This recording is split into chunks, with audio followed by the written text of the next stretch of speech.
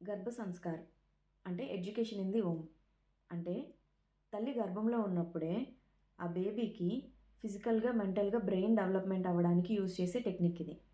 Ancient డేస్‌లో ఇది బాగా ఉండేది.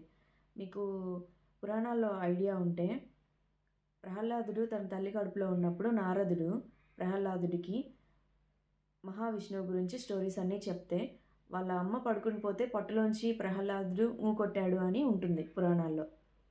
అందుకే ఆయనకు బయటకొచ్చిన తర్వాత అంత విష్ణు భక్తి అని చెప్తారు. సో, ఇది నా పర్సనల్ ఎక్స్‌పీరియన్స్ ఏంటంటే, నేను కూడా ఈ గర్భ సంస్కార్‌ని పాటిచ్చాను. నేను ప్రెగ్నెంట్‌గా ఉన్నప్పుడు. సో, దాని అవుట్‌పుట్ మేము చూసాం. ఆహ్, బేబీ చాలా తెలివిగా, చాలా యాక్టివ్‌గా ఉందనమాట. సో, నేను ఇది నా పర్సనల్ ఎక్స్‌పీరియన్సే. నేను ఫాలో అయింది మీకు ఎక్స్‌ప్లెయిన్ చేస్తాను. సో, నేనేం చేశానంటే, కొన్ని ఆన్‌లైన్ వెబినార్స్ అటెండ్ అయ్యాను. ఈ గర్భ సంస్కార్‌కి సంబంధించినవి. దాని నుంచి ఇన్‌పుట్స్ తీసుకొని నా త్రూ ఔట్ ది ప్రెగ్నెన్సీ నేను దాన్ని ఇంప్లిమెంట్ చేశాను. సో, నేను ఫాలో అయిన ఇంప్లిమెంట్ చేసినవి మీకు చెప్తానిప్పుడు. సో, ఏంటంటే ఫిఫ్త్ మంత్ వరకు నాకు వామిటింగ్స్ అయ్యేవి ఫుల్‌గా. సో, నేను దేని మీద కాన్సంట్రేట్ చేయలేకపోయేదాన్ని. కానీ ఫిఫ్త్ మంత్ వచ్చిన తర్వాత నేను ఏ పని చేసినా బేబీతో మాట్లాడుకుంటూ చేసేదాన్ని. అంటే ఫర్ ఎగ్జాంపుల్ నేను వర్క్ చేసుకుంటున్నాననుకోండి, పొట్ట మీద చేయి పెట్టి, చూడు నాన్న నేను వర్క్ స్టార్ట్ చేసుకుంటున్నా ఇప్పుడు. అమ్మ వర్క్ చేసుకుంటది అలా. అన్నం తింటున్నప్పుడు, అమ్మ ఇప్పుడు అన్నం తింటుంది. నీకు కూడా ఆకలేస్తుందా? అన్నం తినేద్దామా? ఏం కూర కావాలి నీకు? నేను ఈ కూర తింటున్నాను. నీకు ఓకే కదా? ఇలా అనమాట. తర్వాత రోజుకి ఒక డైలీ రొటీన్ పెట్టుకొని, ఆ డైలీ రొటీన్‌లో ఏంటంటే ఆహ్, రిలీజియస్‌గా మెలోడీ సాంగ్స్ కొన్ని ఉంటాయి కదా! మంత్రాలు, సాంగ్స్ ఇలా అవి వినేదాన్ననమాట.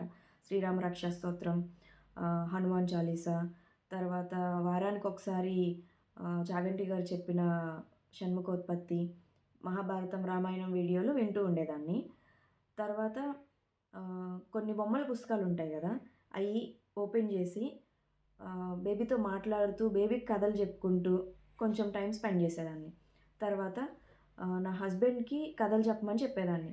ఆయన పొట్ట మీద చేయి పెట్టి ఈ కొన్ని స్టోరీస్ అలా చెప్పడం, అలా చేయడం చేసేవాళ్ళమనమాట. సో, ఇంకా కొంచెం మూమెంట్స్ పెరిగిన తర్వాత ఇలా మనం కమ్యూనికేట్ చేస్తున్నప్పుడు, మాట్లాడుతున్నప్పుడు ఇంకా మూమెంట్స్ ఎక్కువయ్యేవి. అంటే కిక్స్ వచ్చేవి బాగా. కమ్యూనికేషన్ అనిపిచ్చేదనమాట అప్పుడు. తర్వాత ఎక్సర్సైజ్, మెడిటేషను చేసేదాన్ని. ఇప్పుడు కాంప్లికేషన్స్ ఏం లేవు. ఎక్సర్‌సైజెస్ చేసుకోవచ్చు అని చెప్తే డాక్టర్ మీరు కూడా చేయొచ్చు. సో, నాకు ఏ కాంప్లికేషన్స్ లేవని చెప్పారు కాబట్టి డైలీ ఎక్సర్‌సైజెస్ చేసుకునేదాన్ని. మెడిటేషన్ చేసేదాన్ని. తర్వాత బ్రీతింగ్ ఎక్సర్‌సైజ్ చేసేదాన్ని. ఇంకా పాజిటివ్ అఫర్మేషన్స్ ఎలా అంటే ప్రెగ్నెన్సీ అంతా మంచిగా అయిపోతుంది. బేబీ మంచిగా బయటకొస్తది. హెల్తీ బేబీ వస్తది. హ్యాపీగా ఉంటాం. ఫ్యూచర్ అంతా మంచిగుంటుంది. ఆహ్, బేబీతో మాట్లాడుతున్నట్టు, "నీకు మంచి లైఫ్ ఉంటుంది నాన్న.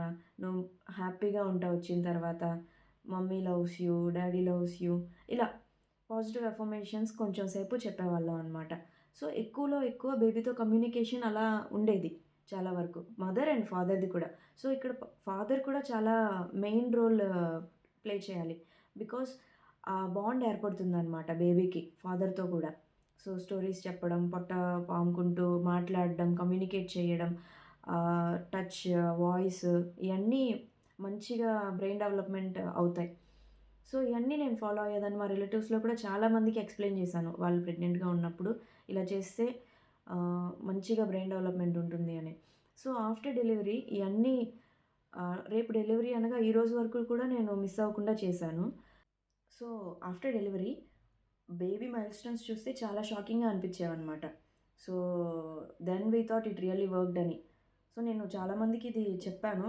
వర్క్ అవుతుంది ఇది పక్కా.